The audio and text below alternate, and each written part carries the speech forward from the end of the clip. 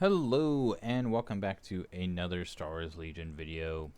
Today we're going to be going over the Jedi Knights for the Galactic Army of the Republic, or the GAR, or the Republic, however you want to pronounce it, and going over them. The next video I'm probably going to make is probably going to be on the Super Tactical Droids, and then probably tours after that. I'm really excited for the tours of duty, which is like the campaign mode. As someone who plays all the factions, I have a couple of ideas of what someone else who plays all the factions, or even just two factions, or a few factions, or even just one faction that I kind of want to try with my buddy and see how it goes, and then kind of just put it out online.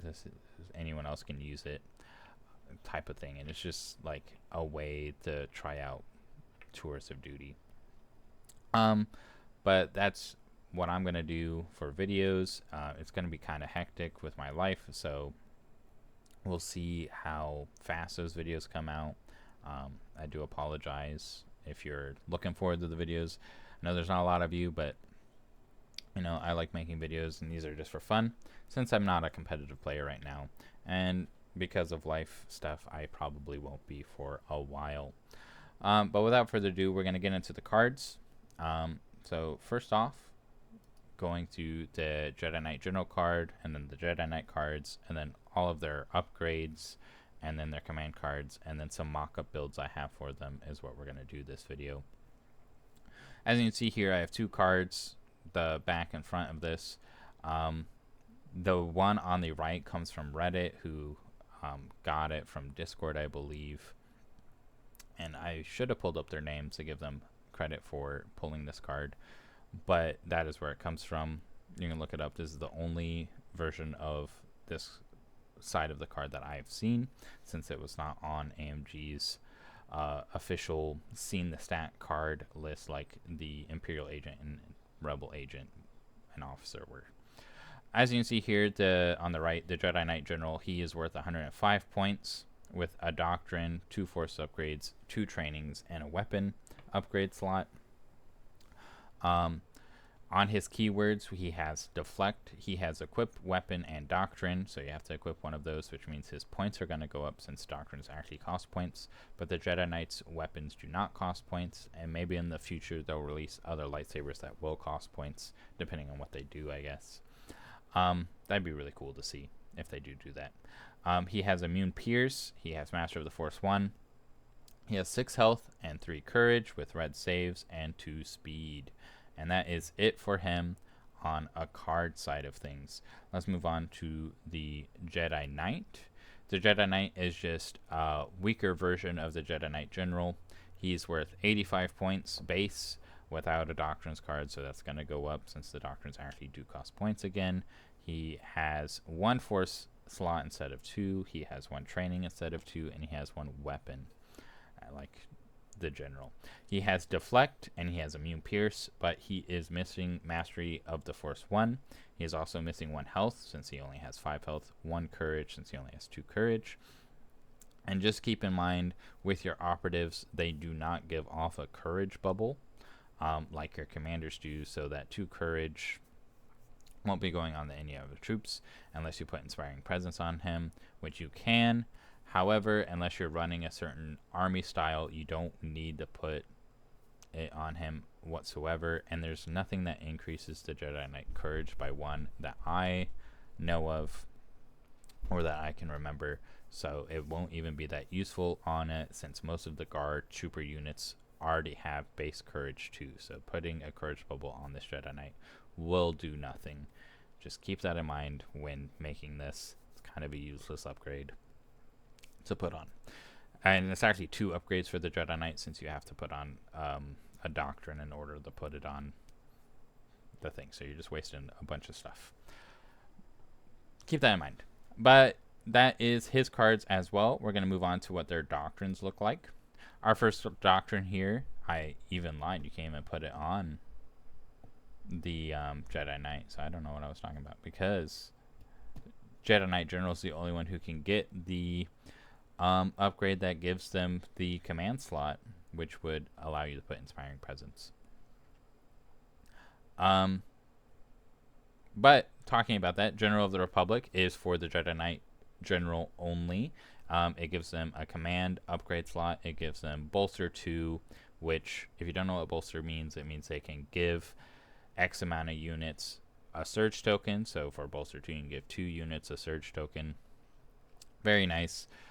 Direct Clone Trooper and Inspire 1. I'm going to talk about General of the Republic a little bit later on. However, for right now, I just want to say this is more for a support commander. And for me, my lightsaber wielders or my Jedis or Sith aren't really a support commander. They're more of a good melee fighter or a good fighter who will do lots of nice damage. While some can help troopers like Count Dooku or like Obi-Wan, a lot of the time I mostly want them in there for damage. So I'm a little bit wary of General of the Republic. I do have a build mock-up for him for a Jedi Knight General with General of the Republic, and we'll get into that later.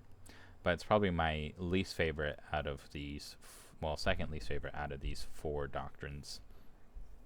Next up, we have Jedi Counselor, which will give your Jedi Knight or Jedi Knight General a Force upgrade. So if you're the Jedi Knight, that will be 2 Force upgrades that you're able to have, and steady. And if you're the Jedi Knight General, that'll be 3 Force upgrade slots that you can have. It also will give your Jedi Knight or Jedi Knight General Force Blast, just for the ease of the video from this point on, since I'm just saying Jedi Knight and Jedi Knight General a lot. I'm going to be referring them as Jedi Knights overall. Get that out of the way. But this Jedi Counselor gives them Force Blast, which is the range 1 to 2 weapon that rolls 3 black dice. It has 2 keywords, which is Blast, which means it ignores any cover that unit might have, and Impact 2, just in case you're attacking an armored unit. It's pretty interesting. This is probably my second favorite doctrine. It's very powerful in my eyes. The first time I ran it, which was the last game of Recon I played with my buddy, I did misremember what steady was, and I thought steady was relentless instead of what it is, which means after a move you can get to make a ranged attack, while charge is after a move you can make a melee attack, and relentless is you can do either. So I thought it was relentless. Mixed up my keywords there. So just keep that in mind. Don't make the same mistake when you're first building this.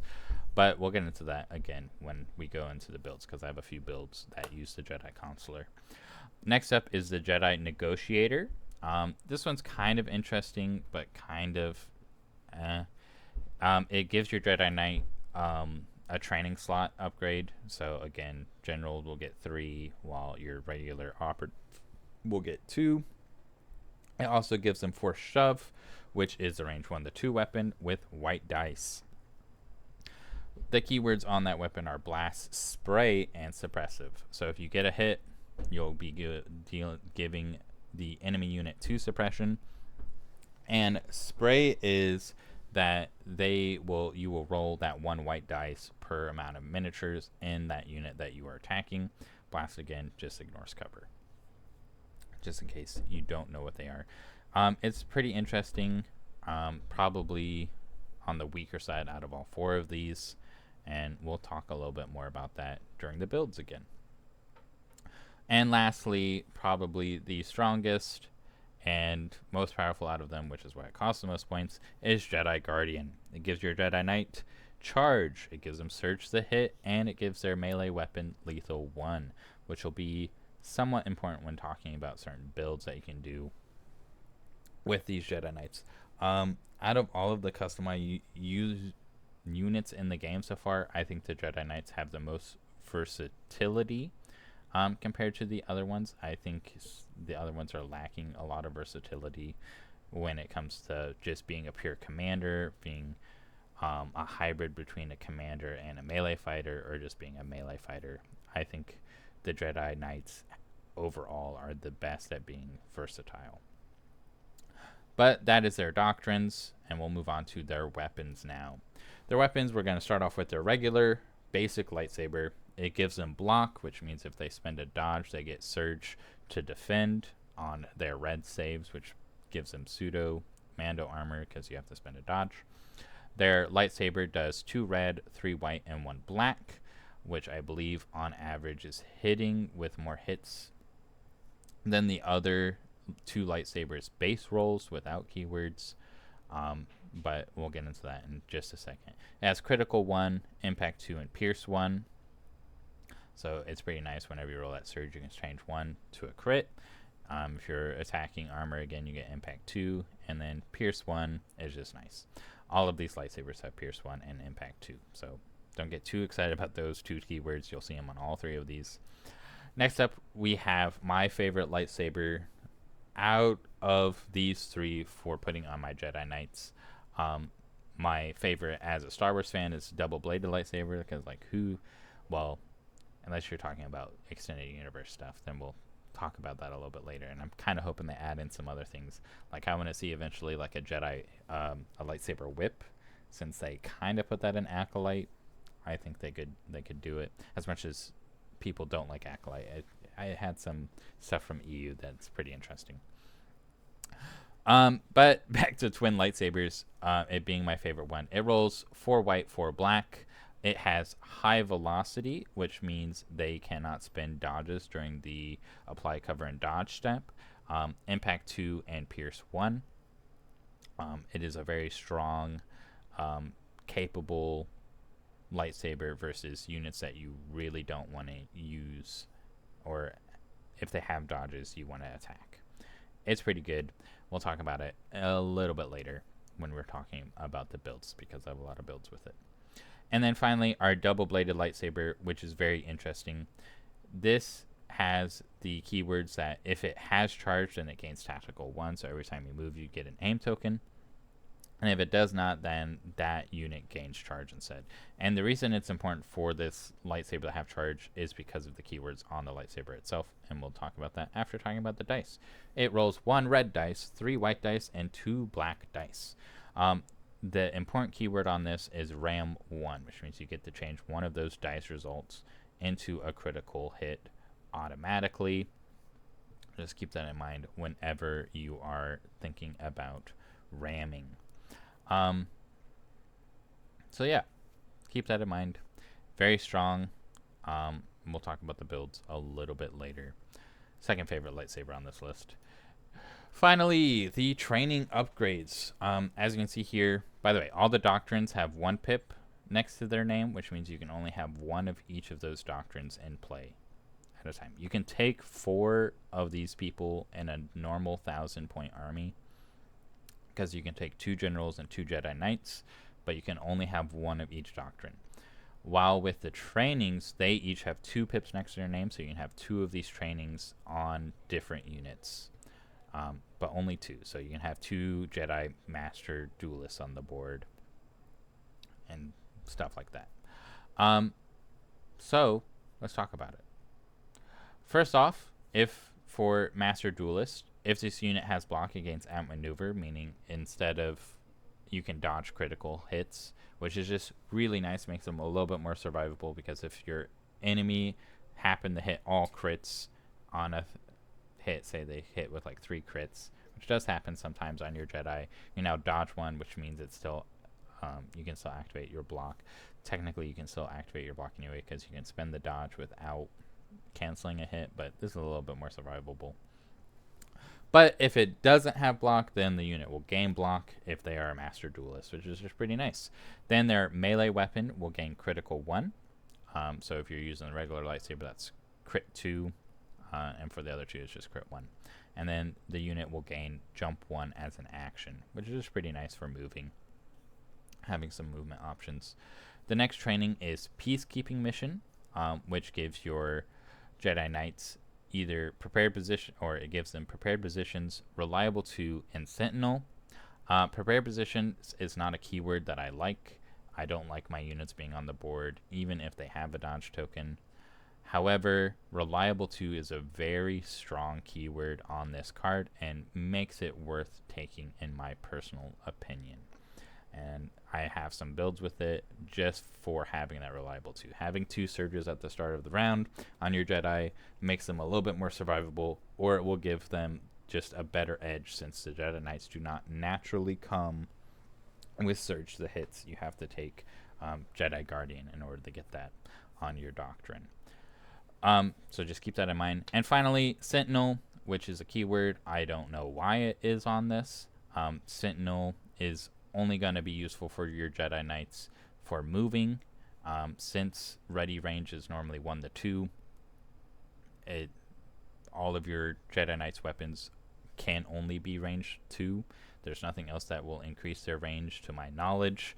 Maybe there's a few command cards from other units that might upgrade their range, but I don't think they exist in the Republic as of yet. So until Sentinel's a little bit more useful on the attacking side, the only thing you're going to be doing with the Jedi Knights and Sentinel is moving them and that range 3, since that is the only action they could perform with Sentinel and the standby action. So keep that in mind as well. It looks like it would be foot, but there is nothing. And if there is something that I'm missing for the Sentinel keyword that allows them to attack at range 3, let me know in the comments. I'm happy to change my opinion on that. I was just been looking at it. I'm like, I don't understand why this keyword matters for my Jedi Knights, besides the niche of moving in or moving away from threats, which can happen as well. So just, again, keep that in mind. And we'll talk about it in when we get to builds as well. Force Adept, which is possibly the strongest training out of these, because it is honestly the weirdest one, in my opinion. It gives your unit jump 2 and another force upgrade slot.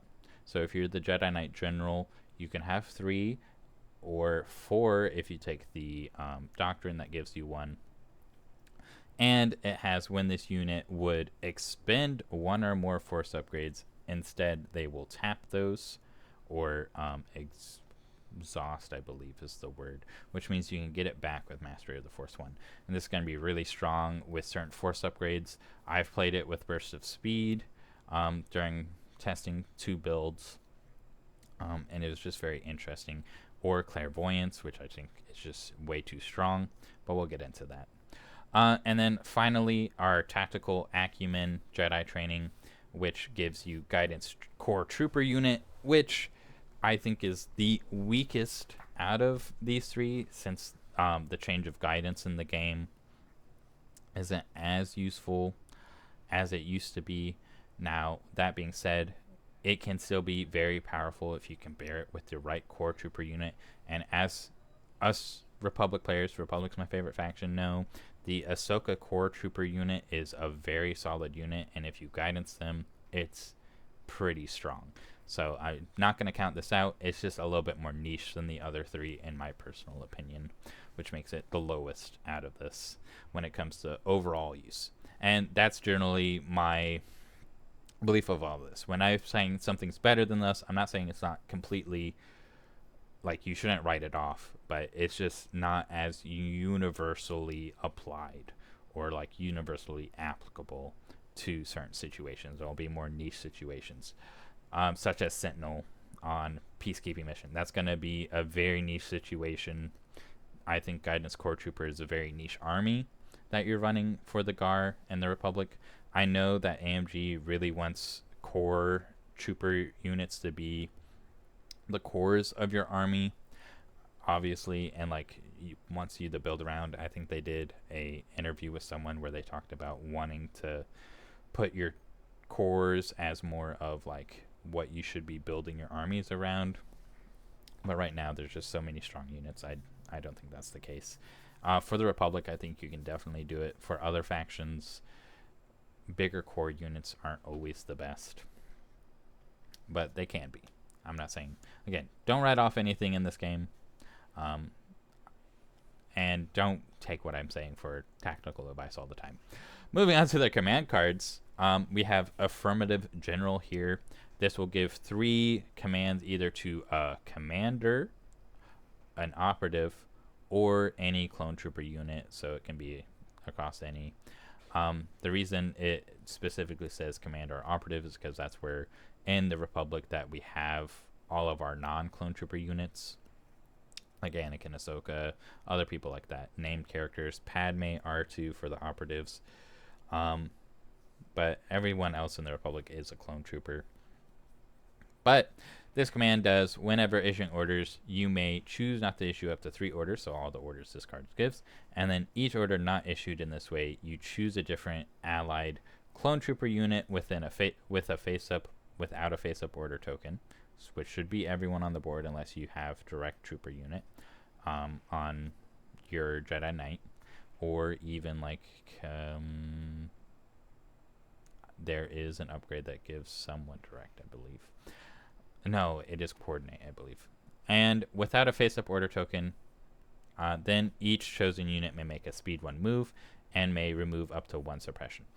This can be a very nice card if you need to contest points, certain points that you're just barely out of range of, or you want to get in range. That way when your clone troopers or clone trooper units take their turn, then they can just aim and shoot or do some other action on their turn that will help them in the game.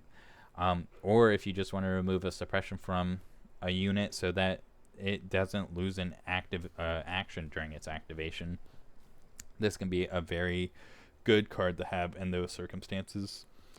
And our next command card, which is the strongest out of these two, which is why it's a 1 pip. 1 pips generally be the strongest abilities while having the least amount of orders given. You can give then order to a Jedi Knight or Jedi Knight General, so either of your Jedi Knights. And then when a unit is issued an order with this card, it may make a recover action, which is very strong if you have a bunch of force upgrades that are expended on someone, and or other upgrades that are expended on someone, like training upgrades with offensive push. And then that unit will gain an aim, a dodge, and a standby token. And I was looking at this and the Sentinel and seeing what you could do with it. But really, the standby is just really good if your Jedi's already in melee with someone, and then they take an action, then you can hit them first. It's pretty nice. But that is our 2 command cards. They're very interesting. I have played with Flow of the Force. It didn't really do much because I got my standby taken away by Demoralize. So just remember to be careful if you're playing a Sith or Dark Side of the Force aligned faction. Some of their Force users can get Demoralize, which will put suppression on your units, which will take away that standby. That's just good knowledge to have in general. But moving on to our builds of the Jedi Knight General. I have my first 2 on screen. Our first one is a Jedi Counselor with Saber Throw, Force Push, Peacekeeping Mission, Up Close and Personal, Twin Lightsabers, and Jedi Mind Trick. We're going to kind of go through why all of that. So Jedi Counselor is the one that gives them steady, as well as another Force upgrade, I believe. So steady is the important keyword here, since you're going to be moving, and then hitting someone. Saber Throw, so that you can hit them with your twin lightsabers for the 4 black, because since it's 4 white, 4 black, you can hit them with 4 black, and it's just really nice how you're going to divide that.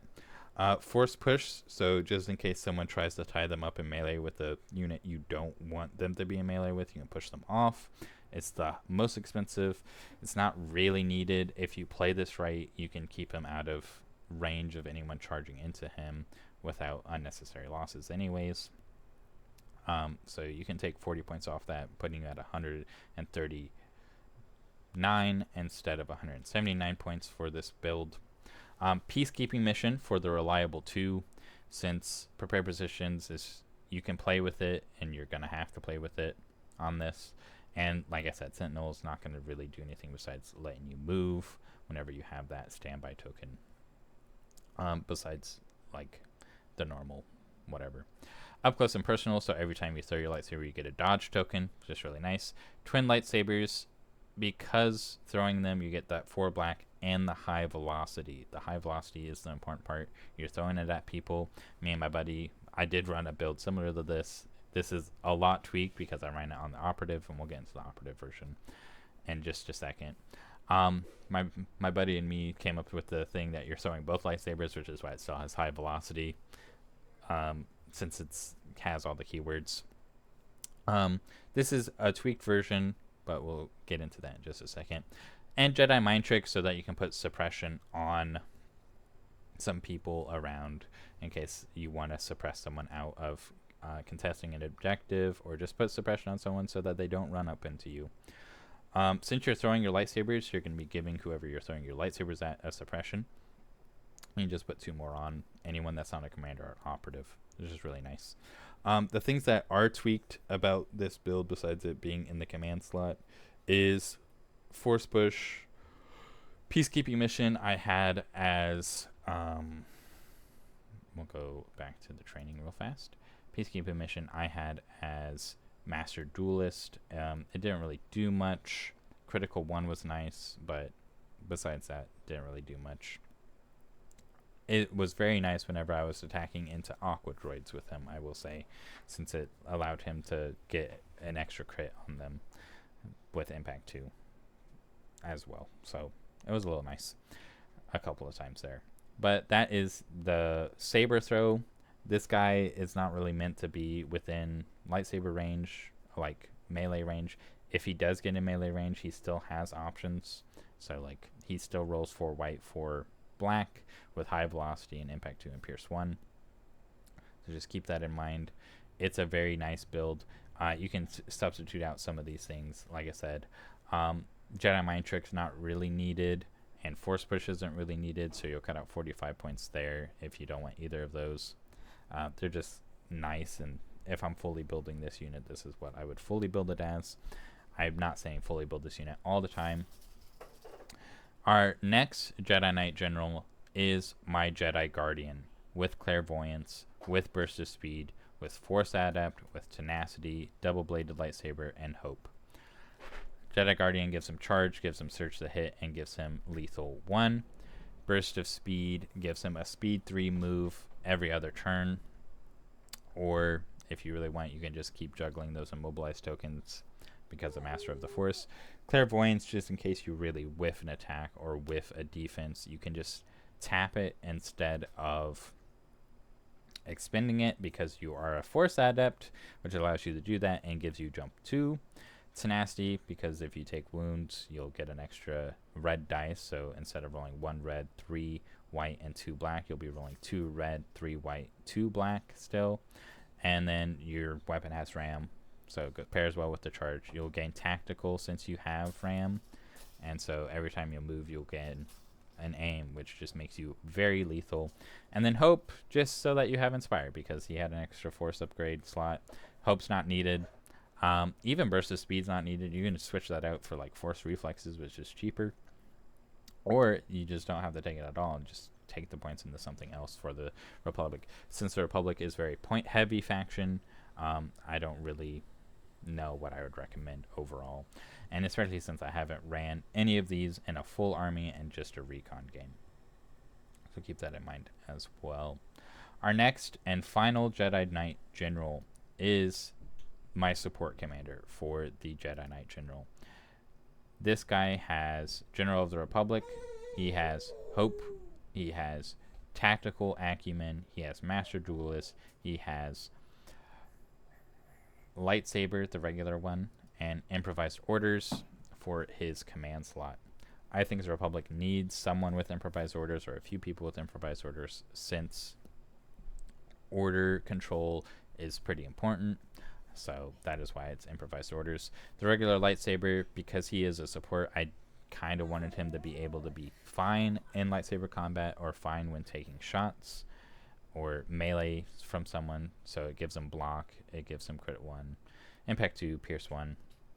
Master Duelist, as we can see with this training and tactical acumen, he's going to be gaining guidance troopers. He's also going to be gaining outmaneuver and crit 1, so he'll go up to crit 2, pierce, impact 2, pierce 1 with jump 1 as well. There. Hope, Inspire 1, and then with General of the Republic, that will give him Inspire 2, so you'll be able to move more suppression from your troopers there. Force Reflexes, so he'll gain those dodges for the blocks. Since he has Mastery of the Force, you have to give him some kind of Force Power that taps. You don't really have to, but I did. But yeah, that is it. He's only 139 points. He is the cheapest out of these 3 builds, with the saber throwing one being the most expensive because of force push. But without force push and without Jedi mind trick, I believe that throwing one is the cheapest by like 4 points, 5 points. Moving on to our Jedi Knight operatives, and the final thing we're going to talk about. All 3 of them are on this page. They're all smaller. They don't get as many upgrades, so it makes it a little bit easier to fit them on one slide. We have our Jedi Knight, Keeper of the Peace here. He is a Jedi Counselor. He is literally just the same build I have on the Jedi Knight General, except for it's down because he doesn't have as many upgrade slots. So he still has Peacekeeping Mission for the Reliable 2. He has Saber Throw so that he throws the twin lightsabers, and he has Jedi Mind Trick to help with suppression. Still has Steady because of Jedi Counselor, and his job is just the same. He's just cheaper, less health, less courage, all that jazz. But that is literally the same build, just without a few upgrades, and in the operative slot instead of the commander slot. Jedi Knight, the second Jedi Knight build on the right here, the Jedi Knight Negotiator, or the Jedi Negotiator. If you forgot what that was, that is the bottom left one here. It will give him an extra training slot. It gives him that weapon there that is Blast.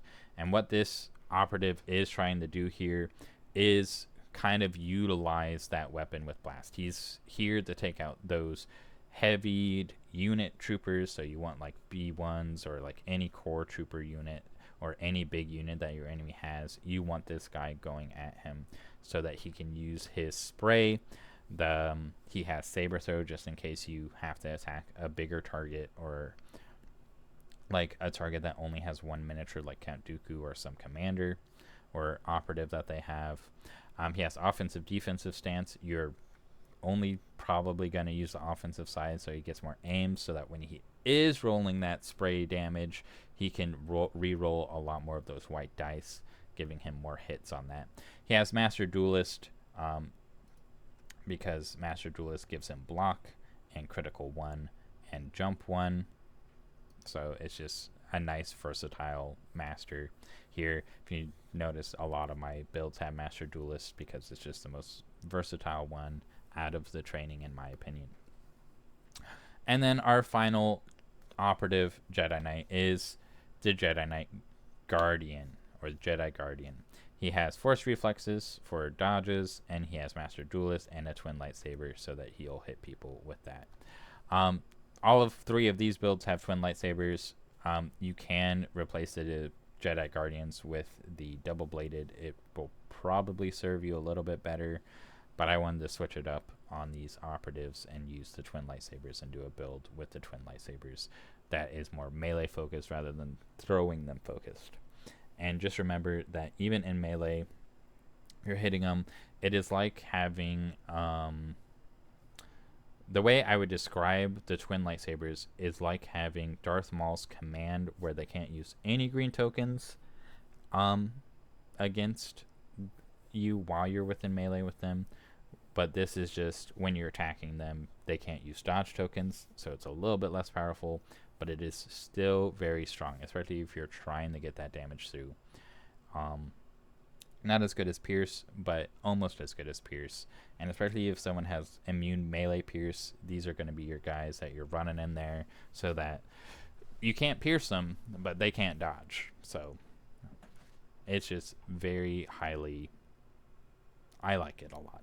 I don't know. I hope you enjoyed the video. If you did, please leave a like and a comment. And tell me what you think of the customizable Jedis. And if I made any mistakes, let me know. I'll see you in the next one. Bye.